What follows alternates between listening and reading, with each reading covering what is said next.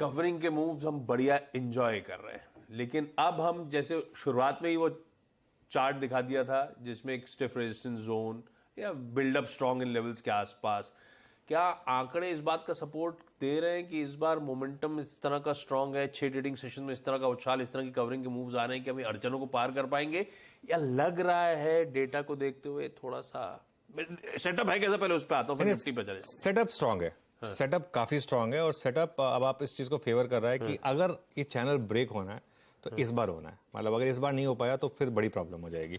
और इसके लिए मैं लगातार ये बात कह रहा हूँ। देखिए कल तो दोनों ने बाय किया, वैसे एफआईएस ने तो खैर 800 करोड़ बाय कर डाले, कल डीआईएस ने भी बाय किए हैं, ठीक है। तो और 7 दिन का आप नंबर देखिए एफआईएस का, 7 दिन में 5,621 करोड़ की बाइंग हुई है एफआईएस की, 5,621 करोड़ की बाइंग, मतलब नियरली $700 मिलियन। बहुत बड़ी बाइंग होती है ये 7 दिन का ओवरऑल नंबर इतना बड़ा, और ये जो है काफी हद तक आपको एक पॉजिटिव फैक्टर दे रहा है। और अब आप इसमें ये भी नहीं कह सकते कि लो वॉल्यूम है, कल तो ठीक ठाक वॉल्यूम थे मार्केट में, कल तो in fact volume back to normal थे। उस नॉर्मल वॉल्यूम में अब करीब 880 करोड़ की बाइंग, अब अगर ये लगातार ग्रीन बार बनते गए तो ये एक बहुत बड़ा पॉजिटिव होगा मार्केट के लिए। और दूसरी चीज, अब आ जाइए इंडेक्स फ्यूचर्स में। इंडेक्स फ्यूचर्स में इस पे मैं बाद में बात करूंगा, पहले इंडेक्स फ्यूचर्स के बाय और सेल के आंकड़े देख लेते हैं। कल 1850 करोड़ की बाइंग हुई, जिसमें 2900 लॉन्ग एड हुए आशीष, और 18,250 शॉर्ट कट हैं।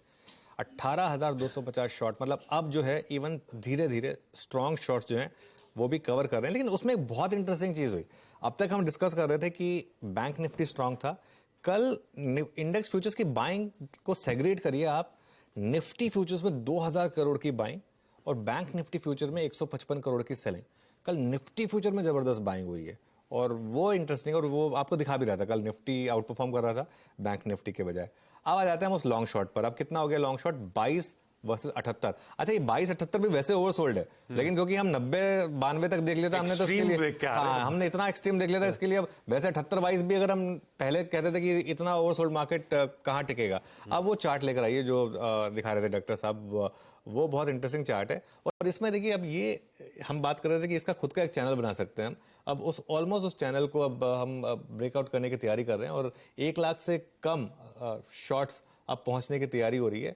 ये देखिए पिछली बार यहीं से घूमे थे लेकिन हम मार्केट, और यही एग्जैक्टली निफ्टी का भी चैनल है। इसके लिए मैंने सुबह सुबह जो मेरी हेडलाइन थी कि इन द जोन, मार्केट का ये जोन है, ये बहुत क्रिटिकल जोन है मार्केट का इस समय, क्योंकि बाउंड्रीज पर दोनों मार्केट ने रिस्पेक्ट की, दोनों बाउंड्रीज, लोअर बाउंड्री रिस्पेक्ट की 3 बार, अपर बाउंड्री रिस्पेक्ट की 3 बार, अभी चौथी बार अपर बाउंड्री टेस्ट हो रही है निफ्टी की। पूरा का पूरा सेटअप अब इसके ऊपर डिपेंड करता है, अब आप उसको प्रीएम्प्ट करना चाहते हैं या सीधा उसमें बाय करना चाहते हैं, आपके ऊपर डिपेंड करता है। लेकिन टेक्सचर अभी मार्केट का फर्मली बाय ऑन डिप से, ये देखिए वापस वो चैनल आ गया।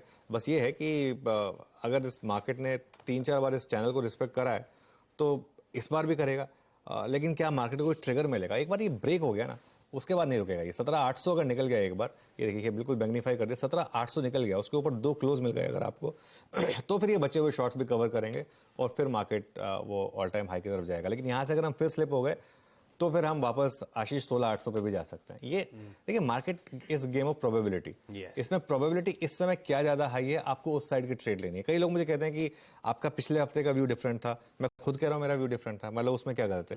क्योंकि मार्केट में आप परमा बुल या परमा बेयर बन के नहीं रह सकते। आप सिर्फ ये नहीं कह सकते कि आज मैं सिर्फ बाय करूंगा। सुबह की एक हमारी स्ट्रैटेजी होती है, लेकिन अगर मार्केट का व्यू डिफरेंट है तो आपको उस हिसाब से चेंज करना पड़ेगा। ये बहुत डिफरेंट है। जैसे आप बैटिंग करने जाते हैं, आप एक पर्टिकुलर माइंडसेट के साथ जाते हैं, आपने पिच देखी, एकदम से लगा कि यार पिच तो डिफरेंट है। और सचिन के अंदर यही ग्रेटनेस थी ना, वो उसके बाद अपने आप को फिर उस हिसाब से एडजस्ट करता था। तो एक अच्छा ट्रेडर वही है जो अपने आप को उसके बाद एडजस्ट कर पाए। अभी पिच पॉजिटिव लग रही है, लेकिन अगर आपको दिखेगा कुछ अनवेरिएबल बाउंस है तो अपने आप को फिर उस हिसाब से एडजस्ट करिए फिर। बिल्कुल बढ़िया सेटअप